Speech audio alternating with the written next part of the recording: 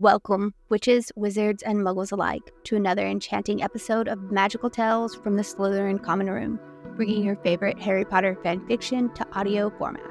So sit back, relax, and Accio headphones, and let the magic begin.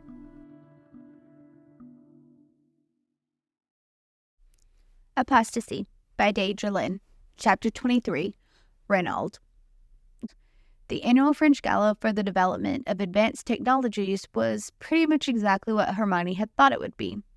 A lot of fancy-dressed witches and wizards with far too much money and a desire to brag about such.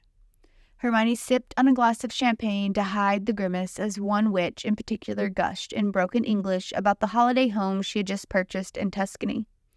Her third in the area. Ginny smiled and nodded along enthusiastically, the witch elbowing Hermione in the ribs slightly. Hermione straightened and forced a smile onto her face. She didn't see the point of being here talking to this woman about things that, frankly, Hermione had no interest in. She was here purely with the intention of speaking to the minister, someone she had hoped Draco would spot on his return from the bar. Half of these people didn't speak English, and she had yet to learn French. This limited her ability to communicate.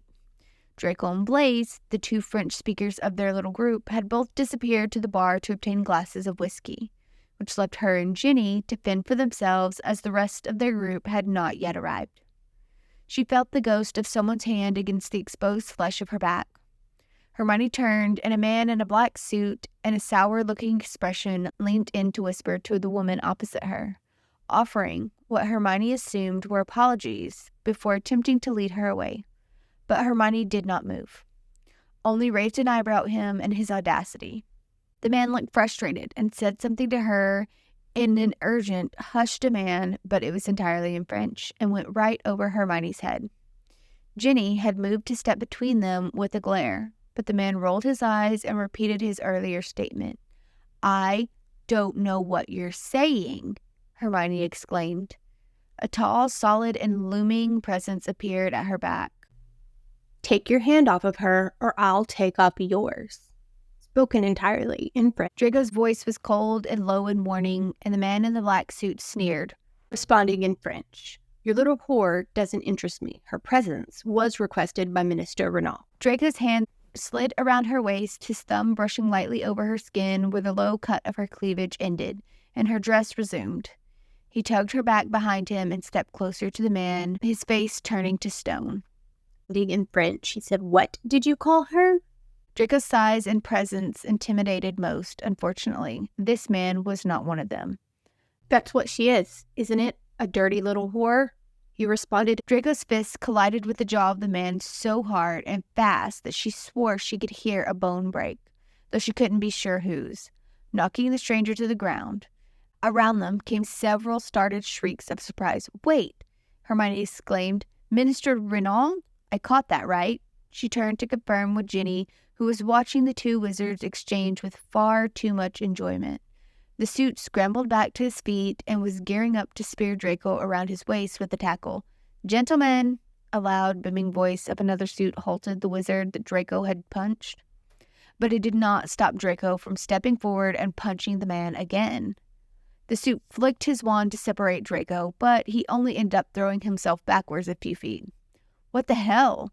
Repeating the spell produced the same results, as Draco landed a third punch at the same place on the man's jaw, which had howls of pain being yanked from the suit on the ground. "Malfoy, stop!" Hermione sighed, moving forward to tug his arm lightly. Somewhere on the edge of the room, she saw the remainder of her housemates slip in and rush in alarm toward them. Draco immediately listened, standing and kicking the man swiftly in the balls before straightening his robes again. "Who's the whore now?" Draco responded in French. He snarled as the wizard rolled on the ground, groaning. A man appeared nearby and cleared his throat, a tight smile on his face as he took in the scene with displeasure. "What seems to be the problem?" Draco looked at the man with an annoyance. "Your employee has a foul mouth, and I do not tolerate disrespect of my companions." The man on the floor grunted something broken and mumbled around his gasps for air, and Draco lunged for him again. Hermione, thinking quickly, stepped between them. "Whoa there!" Let's everyone just calm down. She held her hands up in peace. Draco's eyes bored into hers, and she could see the same restlessness that flowed through her. She had meant what she said that day. She had shown him her memories. They were a mirror of each other, and she could see that. The question was if he would. Couldn't agree more, the newest man, whom Hermione assumed was Minister Renauld, based on Draco's previous statement, smiled, holding his arms out in agreement. Miss Granger, I wonder if I might be so bold as to steal you from your boyfriend for a quick dance. I'm not her boyfriend, Draco snapped venomously before storming away toward the others in their group. Hermione rolled her eyes while Renauld looked at her in what was certainly a bemused disbelief. Certainly, Minister. Hermione dipped ever so slightly. Her dress, this time chosen by Ginny, didn't allow for much more than the smallest of curtsies. Renauld waved his hand to stop. Renauld, please. The suit that had tried to magically move. Draco away eyed her with fascination and whispered something into the minister's ear, who hummed in curiosity but extended his hand toward her anyway and whisked her away onto the dance floor. Your not boyfriend is watching, or should I say glaring, Renauld breathed closely in her ear. Hermione chuckled. We are engaged in a battle of wills, Hermione answered. Renauld made an ah sound before twirling her and spinning her back to him. His hand rested against her lower back, pulling her in closer. Well then, he has already lost. Hermione leaned back and peered at him. What do you mean? Renauld's eyes flickered from Draco's across the room to her, a small smirk on his lips. He tilted his head toward her cheek and leaned in closer. Hermione stiffened, but no kiss came, just the hot breath of his words. You, Hermione Granger, are the brightest witch of our age. Did you think I would not recognize you? My head of security, Lewis, tells me something very interesting. I think anyone who can find a way to reverse magic back into its casters has already won a battle of wills. Don't you think? Fascinating stuff. I hope one day you will indulge me and tell me how, but for now, I assume your presence tonight is not purely for the company. Hermione gave him a sly smirk. And what makes you think I have anything to do with it? Renauld threw his head back and laughed far too loudly for what she had said. She raised an eyebrow in confusion at him, but he spun them around again and whispered, He is easily jealous, your man, is he not? Hermione sighed in understanding. Yes, he can be. Mine is not. He understands that in certain roles, one must portray a certain type of lifestyle.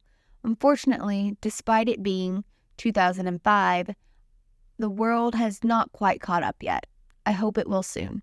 I must confess that while I take great enjoyment in winding your boyfriend up, this is as much for my benefit as it is for yours. The realization hit her, and suddenly any discomfort she felt melted away. Her hand rubbed against his arm. Well then, I shall try to make it worth your while.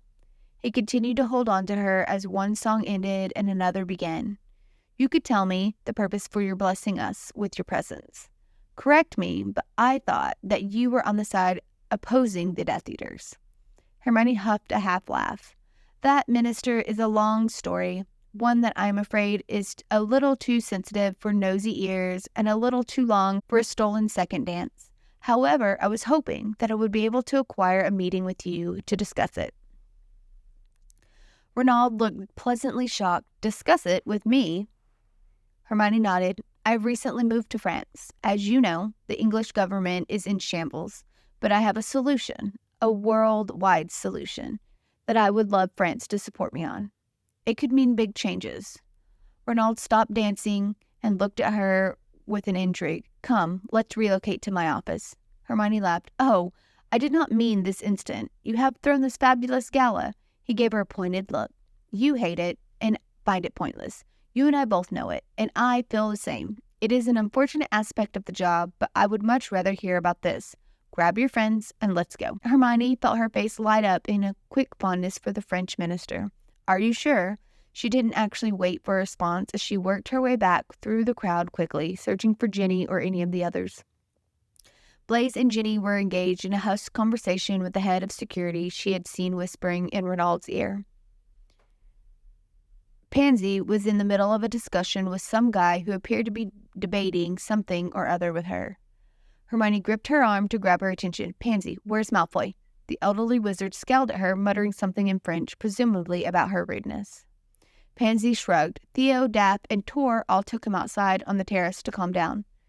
The short-haired witch's eyes sparkled with delight. It seemed that everyone liked the way in which Draco would become when it came to her.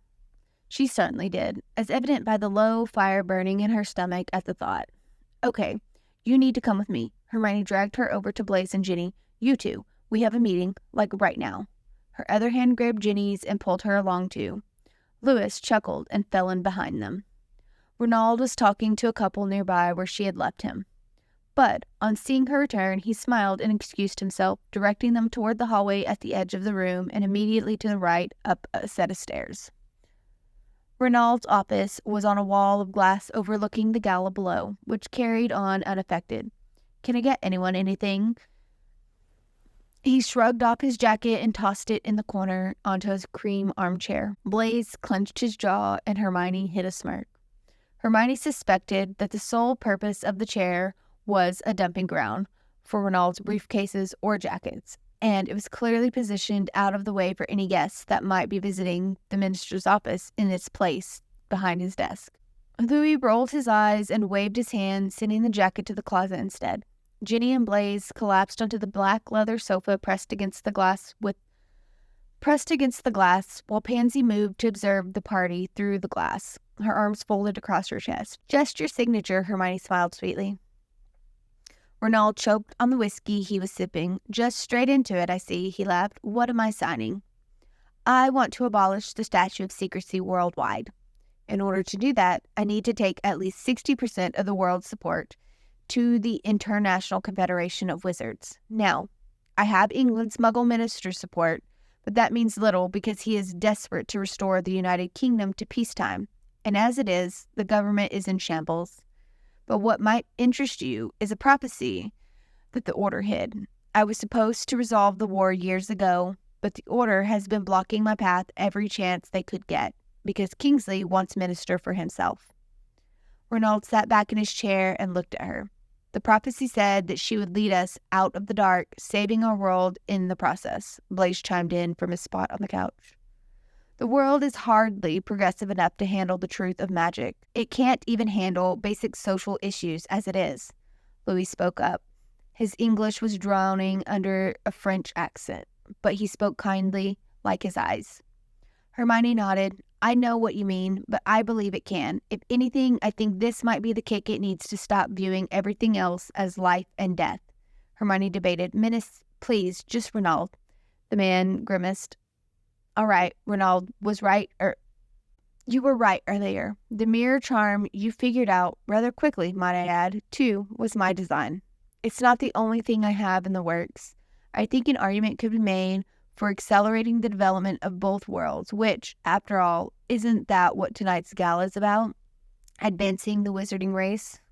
"She isn't wrong," Renauld sighed. Louis's eyes darted to her and her friend suspiciously instantly on edge. "Your secret is safe with those in this room, Louis. Pansy's life partner is down there in the crowd somewhere, which is probably one reason she is anxiously watching," Hermione snorted as Pansy smirked and pulled the finger at her. "Ginny would never tell a soul if I asked her not to, and Blaise is her soulmate, quite literally, so he would rather die than betray her trust.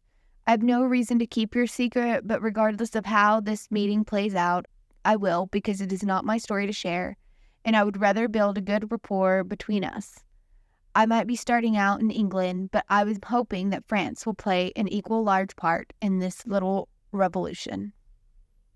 "The logistics of it alone are a nightmare to think about," Louis returned to their original conversation. His shoulders had relaxed, though, and he allowed himself to step closer to Renauld. "It's not a matter of just getting Ren's signature. He would need to take it to the National Assembly, and in order to make it sound with the Confederation, it would need to be unanimous.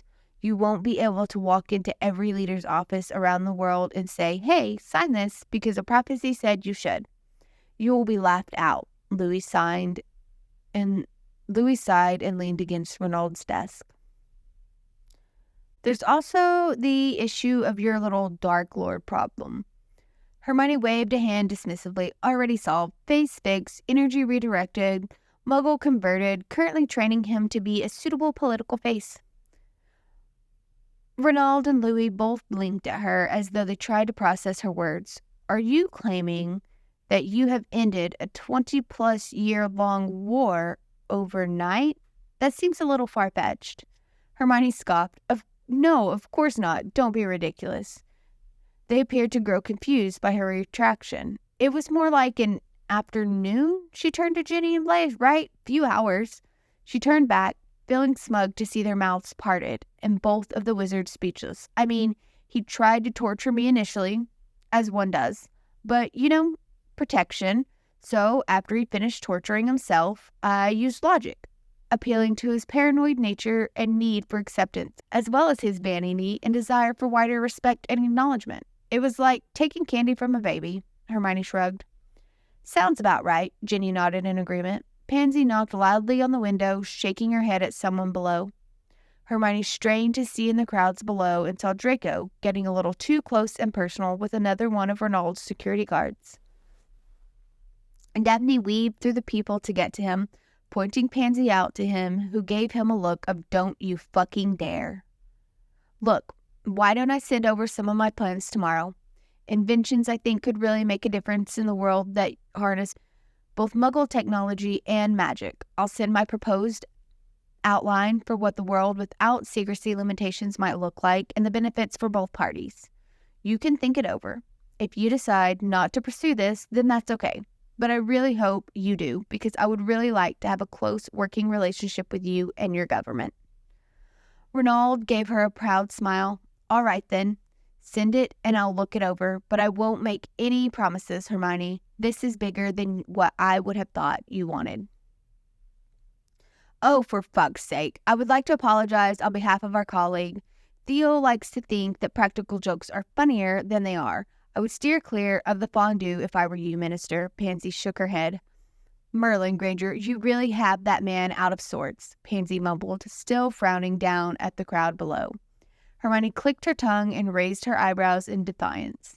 Perhaps, if he was so out of sorts, then he should act on it and give her some sort of sign to go ahead. We have bets going if you would like in, Minister, Ginny joked, ignoring the filthy look that Hermione gave her. Put me down for the Malfoy lad caving first, before the end of the month. Hermione's eyes narrowed on the Frenchman, who beamed back at her. Why is it always about me and Malfoy? She scowled. Because everyone else is taken and boring? Blaise offered her sympathetically. Hermione shook her head. You two activate an old soul bond, and that's boring? Now that is interesting. Louis stepped forward, glancing between the two of them. When did you two remarry? Blush flooded Ginny's cheeks. Oh, we haven't. We aren't. We only just got together, so... Renauld waved his hand nonchalantly. What does that matter? You have your whole lives to learn and relearn each other. Soulmates need the stability of matrimony. It helps your magic grow. You will be able to borrow from one another, I could do it right now if you wanted. Perhaps it was the whiskey talking, and perhaps that's just how things were done around here. Either way, the room had fallen silent, and all eyes had moved to Ginny and Blaise. Blaise was looking at Ginny like he would be okay with whatever she wanted. Ever. Ginny looked like a deer in the headlights. Hermione could see her mulling it over in her head, fear of what that would mean for her clouding her thoughts. Gin, Hermione said, pulling Ginny's attention to herself. Whatever you decide, things will be okay. Trust yourself. Hermione nodded at her, love and appreciation shining back at her through her friend's shining eyes.